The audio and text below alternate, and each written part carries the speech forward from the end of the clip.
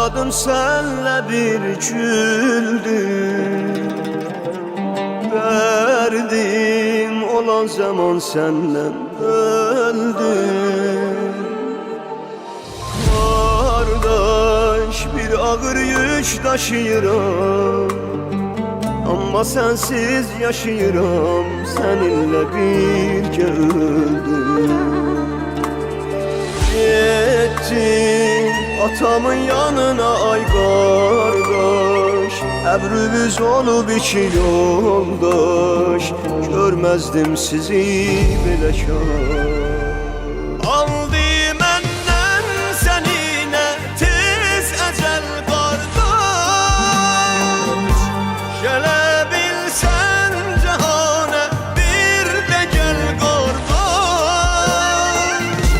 Həsrətəm o baxışına, gülüşünə,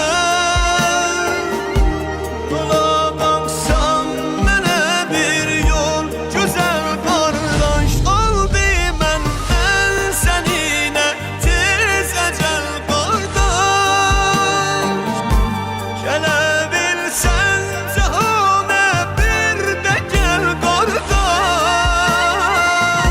Həsrətəm o baxışına, gülüşünə, nola baxsan mənə bir yol gözəl qardaş.